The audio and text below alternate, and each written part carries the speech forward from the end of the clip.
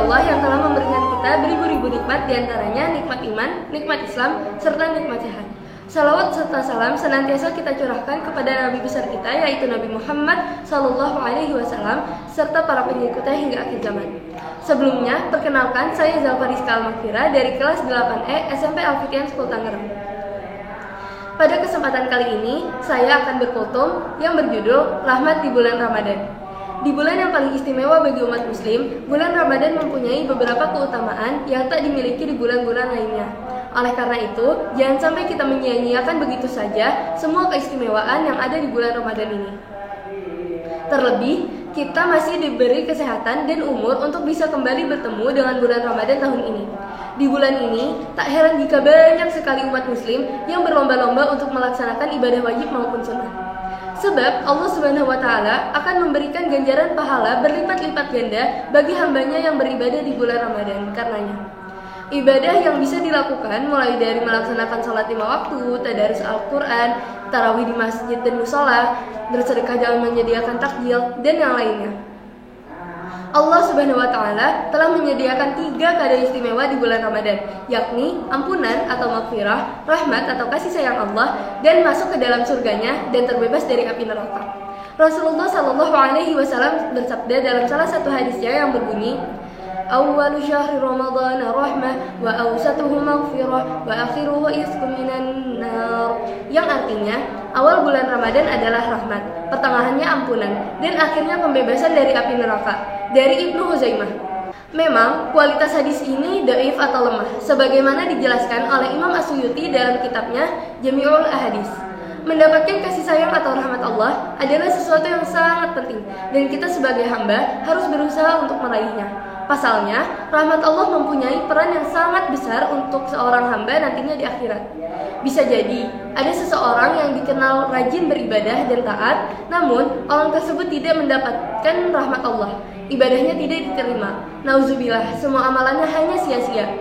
Berkaitan dengan hal ini, ada sebuah kisah seorang hamba yang dikenal taat beribadah selama 500 tahun.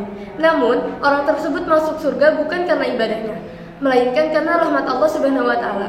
Kisah ini diriwayatkan dari Al-Hakim di dalam Al-Mustadraknya. Dikisahkan kala itu, malaikat Jibril alaihissalam bercerita kepada Nabi Muhammad SAW terkait seorang hamba yang beribadah selama 500 tahun, yang tak terima dimasukkan surga karena rahmat Allah, bukan karena ibadahnya. Yang akhirnya, orang tersebut dimasukkan ke dalam neraka dan kembali masuk ke dalam surga karena pengakuan akan rahmat Allah Subhanahu wa Ta'ala. Singkat cerita, hamba itu memohon kepada Allah Subhanahu wa Ta'ala untuk mencabut nyawanya dalam kondisi sujud dan jasadnya akan tetap utuh hingga hari kiamat. Doanya pun dikabulkan. Ketika di akhirat, Allah pun berkata kepadanya, "Hambaku, engkau kumasukkan ke dalam surga berkat rahmat yang kuberikan." Namun, hamba tersebut menyangkal. Hamba tersebut protes. Seharusnya yang membuatnya masuk ke dalam surga adalah ibadahnya selama ratusan tahun, bukan karena rahmat Allah.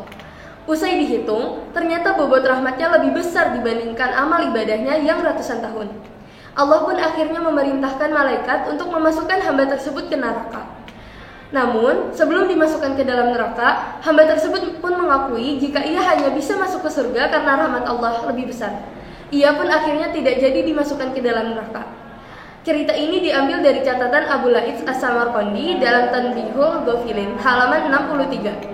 Kisah tersebut juga dipertegas hadis yang diriwayatkan oleh Al-Hasan dan dicatat oleh Abu Laits As-Samarqandi dalam Tanbihul Ghafilin. Disebutkan yang artinya, para wali abdal dari umatku tidak masuk surga karena banyaknya sholat dan puasa, melainkan karena Allah merahmati mereka sebab hati yang bersih, jiwa yang dermawan, dan menyayangi setiap muslim.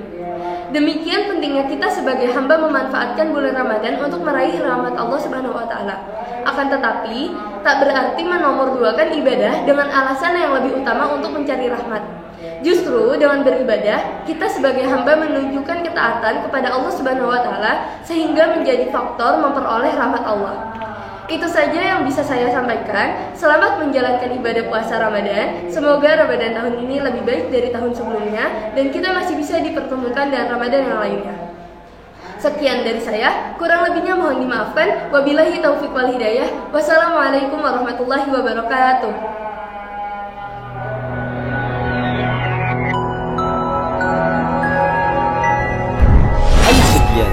لإنشاء الأجيال من قادة الحضارات.